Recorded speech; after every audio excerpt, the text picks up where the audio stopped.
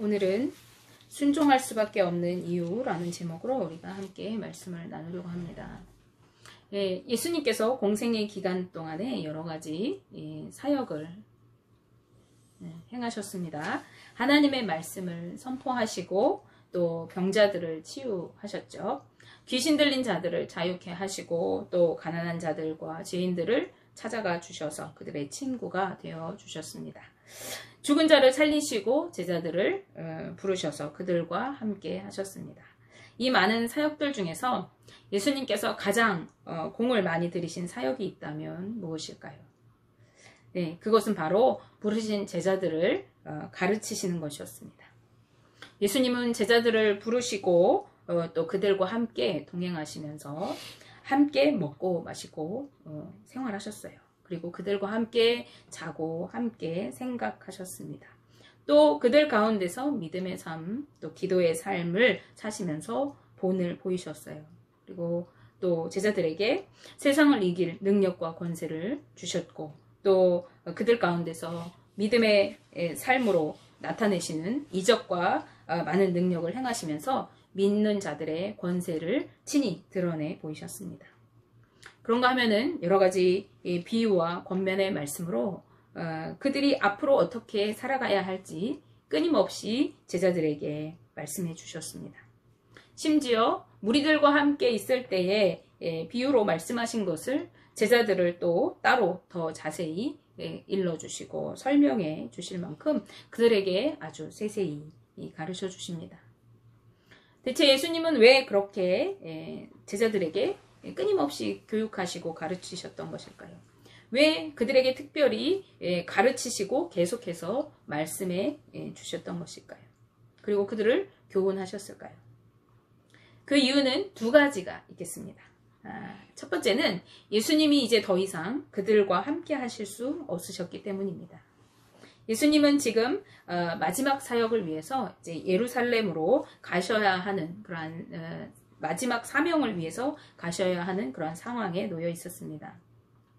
그래서 오늘 본문의 이 배경은 예루살렘으로 가시기 직전에 이제 마지막 시점에서 베레아에서 사역하실 당시의 그러한 상황이고요. 이것은 누가복음 9장 51절에서 19장 17절까지 이렇게 이어지는 말씀 중에 그 부분에 한 부분에 속해 있는 그런 베레아 마지막 사역에 속해 있는 부분입니다. 예수님은 이제 곧 십자가를 지시고 골고다에 오르실 것입니다. 그리고 이제 그곳에서 죽으시고 또 다시 부활하셔서 하늘로 승천하실 것이에요. 바로 하나님 보좌 우편에 계시면서 우리를 위해 기도해 주시고 또 내가 너희가 거할 처소를 마련하고 다시 오겠다라고 약속하신 그 때가 오기까지 이제 더 이상 제자들과 이렇게 실질적으로 함께 하실 수 없게 된 것입니다. 그렇기 때문에 예수님 없는 동안에 예수님의 제자들이 그 예수님의 제자로서 어떻게 살아가야 할지를 가르치셔야 했던 것이에요. 네. 따라서 이 예수님의 가르치심의 두 번째 이유는 그들이 살아갈 방법을 그들에게 가르치시기 위한 것이었습니다. 이제 그들은 예수님이 본을 보이시고 가르치신 대로 살아가야 하는 것입니다. 그들은 주님의 제자로 또 증인으로 그리고 빛과 소금으로 이 세상 가운데에서 살아가야 하는 자들이고 그리고 구원받은 거룩한 하나님의 나라 백성으로서 그 나라를 드러내는 삶을 살아야 했던 것입니다. 이러한 삶은 세상과 구별되는 거룩한 삶이고 그 거룩한 삶을 사는 것은요, 그들 앞에 놓여있는 어떠한 시련과 고난과 박해 속에서 그들이 그러한 삶을 살아내야 하는 그러한 사명자들이기 때문에 그렇습니다.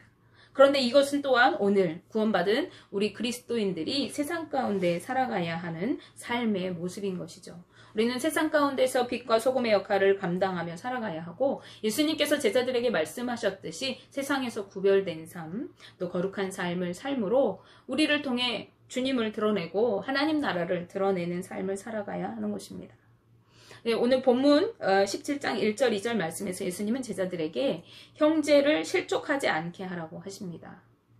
실족하게 한다라는 것은 시험에 빠뜨리거나 거짓 교리나 가르침 등으로 인해서 잘못된 모습으로 이끄는 것을 의미합니다.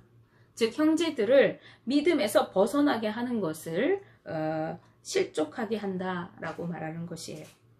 그런데 주님은 실족하게 하는 것이 세상에 없을 수는 없다라고 말씀하십니다. 이 세상에는 우리를 죄짓게 하고 범죄하게 하고 하나님께서 멀어지게 하는 요소들이 언제나 무수하게 많이 존재하고 있다는 것입니다. 그러나 실족하게 하는, 즉 원인을 제공해서 다른 사람을 실족하게 하는 그 자에게는 화라고 말씀하고 계십니다.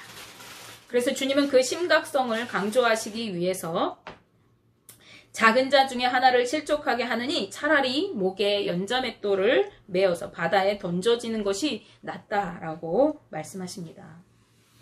우리는 두 가지를 살펴보아야겠습니다. 먼저 작은 자는 누구인가 하는 것입니다. 그래서 작은 자는 나이가 어린 사람, 연소한 자를 일컫는 말이 아닙니다.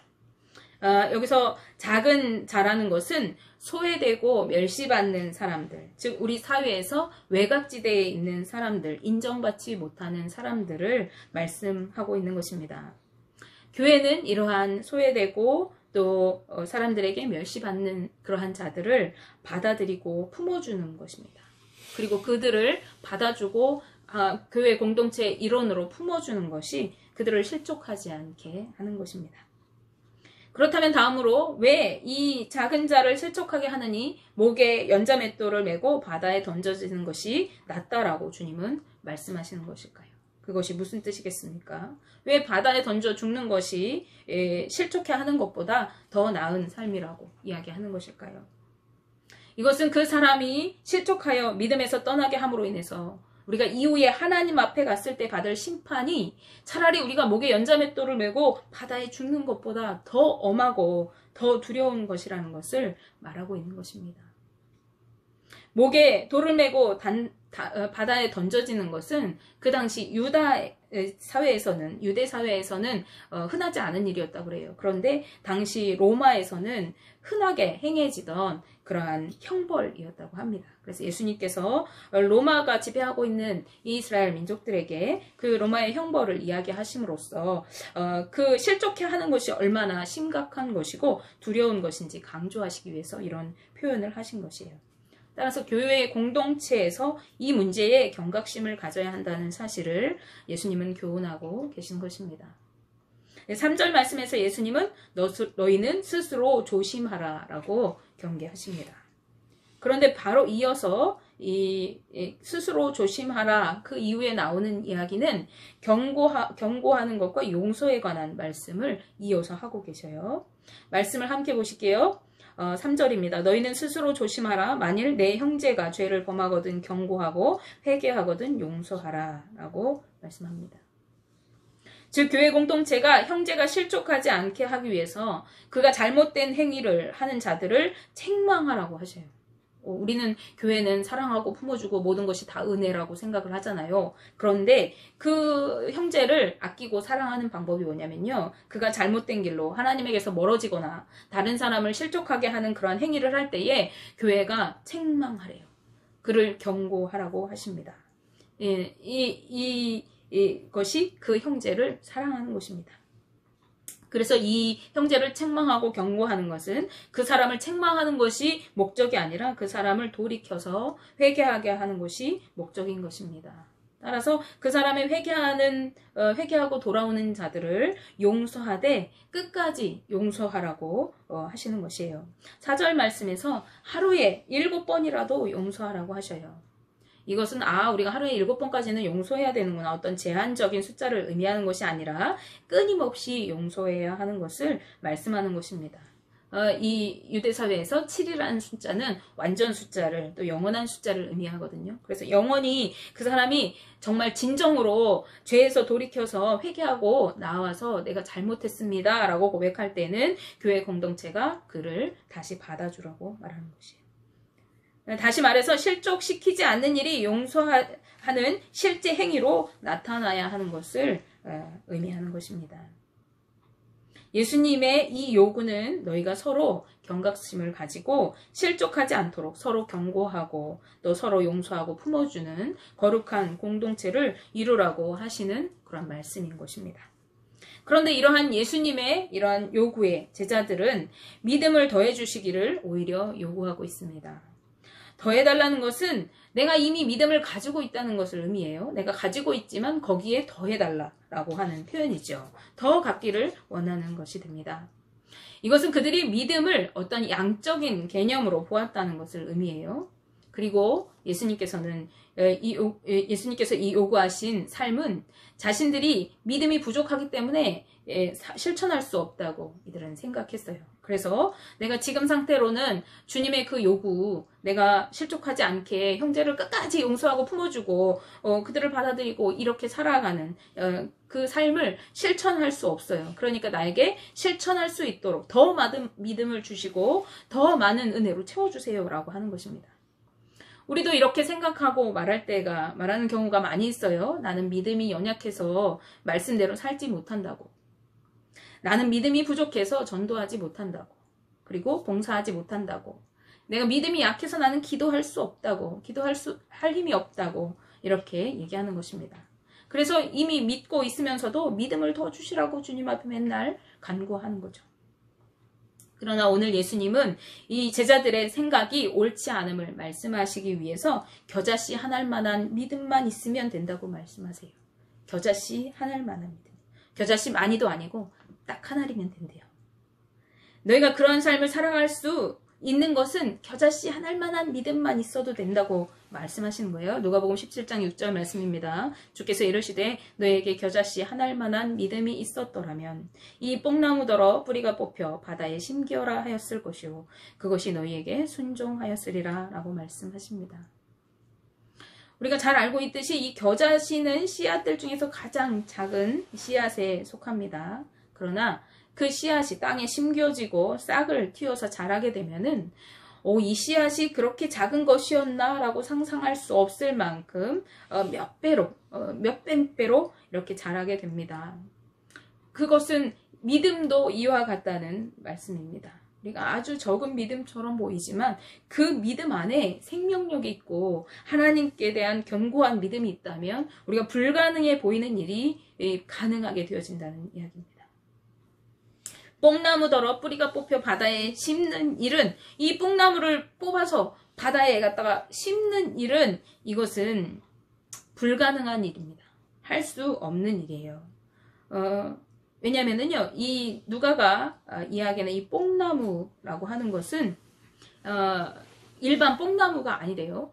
더 번식력이 일반 뽕나무보다 더 좋은 그런 나무라고 그래요. 그래서 이 나무는 뿌리가 아주 깊고 넓게 이렇게 땅에 차지하고 있기 때문에 그 나무는 웬만한 폭풍에도 끄떡없이 견디는, 그래서 쉽게 뽑히지 않는 나무라고 합니다. 그런데 그 나무를 사람이 뽑을 수 있다는 거죠. 뽑아서 그걸 또 바다에 심는다는 거죠. 바다 한가운데 이 뽕나무를 우리가 어떻게 심겠어요, 그죠? 이것은 불가능한 일을 이야기하는 것이에요. 할 수 없는 일을 의미하는 것입니다. 이것은 너희가 아주 작은 믿음만 있으면 불가능한 이러한 일을 너희 눈앞에 이거는 도저히 할 수 없을 것 같아 라고 하는 그 일을 가능하게 능히 할 수 있다고 주님은 말씀하시는 것입니다. 즉 이 제자들이 생각했던 것처럼 믿음은 양적인 것이, 양이 많고 적음이 중요한 문제가 아니라 얼마나 신실한가 하는 믿음의 질적인 그 질에 대한 것이 중요하다. 그것에 달려있다라고 예수님은 말씀하시는 거예요.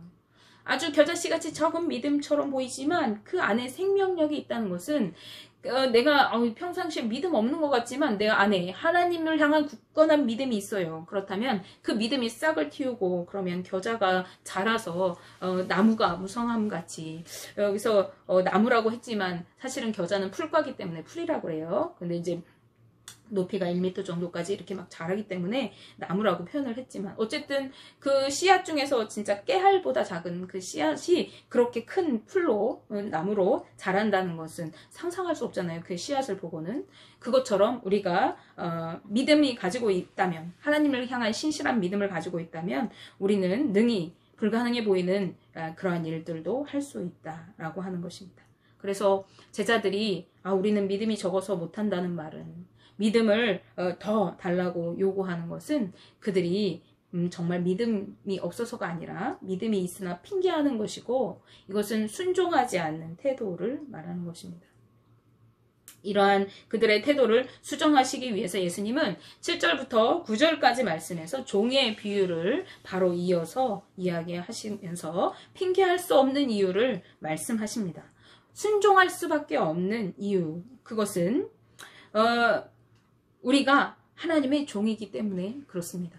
그래서 이렇게 얘기하시는 거죠. 너희가 밭을 갈거나 양을 치는 종이 너희에게 있는데, 그들이 밭에 가서 일을 다 하고 양을 다 치고 이제 돌아와가지고 집으로 돌아왔을 때 와서 같이 앉아서 나랑 밥을 먹읍시다, 이렇게 식사에 초대하는 것이 아니라, 그렇게 말하는 사람이 너희 가운데 누가 있겠느냐? 그렇게 말하는 것이 아니라, 이제 일 다 하고 왔으니까 어서 저녁 차려라고, 내가 밥을 먹게 저녁 좀 차리고, 내가 먹을 동안 식탁에서 시종 들라고, 띠를 띠고 내가 먹는 동안에 수종 들고 그 후에 가서 밥을 먹든지 말든지 하라고 이렇게 얘기하지 않느냐라고 예수님께서 말씀하세요. 17장 7절 8절 말씀 함께 보실게요. 너희 중에 누구에게 밭을 갈거나 양을 치거나 하는 종이 있어 밭에서 돌아오면 그더러 곧 와 앉아서 먹으라 말할 자가 있느냐? 도리어 그더러 내 먹을 것을 준비하고 띠를 띠고 내가 먹고 마시는 동안에 수종 들고 너는 그 후에 먹고 마시라 하지 않겠느냐라고 말씀하십니다. 밭을 가는 일이나 양을 치는 일은 종이 당연히 일상적으로 해야 하는 그러한 일인 것이에요. 그것은 당연한 일이기 때문에 그 일을 다 했다고 해가지고 종에게 보상을 주거나 수고했으니까 쉬라고 휴식을 제공하지 않는 것을 말합니다. 오히려 그 일이 끝나고 집에 돌아왔을 때 계속해서 다른 의무가 그 종에게 주어지고 있는 것을 말씀하고 있어요. 이 말씀에서 띠를 띠고 라고 하는 표현은, 띠를 띠고 있다는 것은 일할 수 있는 만반의 그 준비를 갖추고 있는 상태를 의미합니다. 밭에서 열심히 일하고 양을 치고 이러고 왔는데 집에 와서 또 일할 채비를 해가지고 식사를 차리고 주인이 먹을 때까지 시종을 돌도록 그러한 의무가 또 주어졌다는 것이에요. 그러면서 예수님은 이어서 누가 시킨 일을 했다고 그 종에게 아이고 감사합니다 라고 말할 사람이 있겠느냐라고 하십니다. 이것은 그들에게 철저한 섬김과 헌신이 요구되고 있다는 것을 강조하는 말씀인 것이에요. 그들이 주님 말씀대로 살아가면서 어떤 보상이나 대가를 바란 것이 아니라 겸손히 맡겨진 삶을 충성되게 감당해야 하는 주님의 종임을 기억해야 하는 것을 말씀하고 있는 것입니다. 이것은 오늘날 우리에게도 동일하게 주시는 말씀인데요. 우리는 주의 말씀에 순종하면서 자꾸만 무엇인가를 바라는 경우가 많이 있습니다. 물질의 축복을 좀 더 해주셔야죠. 믿음을 더 주셔야죠. 나에게 능력을 주셔야죠. 건강을 책임져 주셔야죠. 내가 그 일을 감당하지 않겠습니까? 그 축복도 안 해주시면서 나보고 왜 자꾸 일하라고 하십니까? 라고 하는 거죠. 내가 주님을 위해 열심히 헌신하고 헌금하고 예배하고 섬기고 있는데 나에게 이만큼은 해주셔야 되는 거 아닙니까? 라고 요구하는 거죠. 우리가 주님의 종임을 우리가 기억해야 합니다. 그리고 종은 핑계하거나 대가를 요구할 수 없는 것입니다. 종은 그저 명령에 순종하여 따르는 것입니다. 이렇게 종의 삶의 태도를 철저하게 살았던 대표적인 인물이 있죠. 바로 신약의 바울 사도입니다.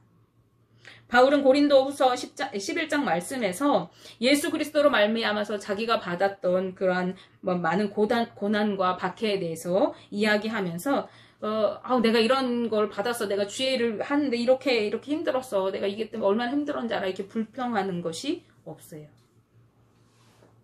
그가 열심히 텐트 메이커로서 주님의 복음을 전하는데 자비량으로 아무 도움도 받지 않고 자기가 일해서 그 번 돈을 가지고 열심히 전국 방방곡곡 여러 나라를 누비면서 복음을 전했는데 자기가 그 일을 감당한 것을 당연한 것으로, 자기가 수고하고 애쓴 그 수고를 어떠한 특별한 보상을 기대하거나 또 오히려 생색내지 않았습니다.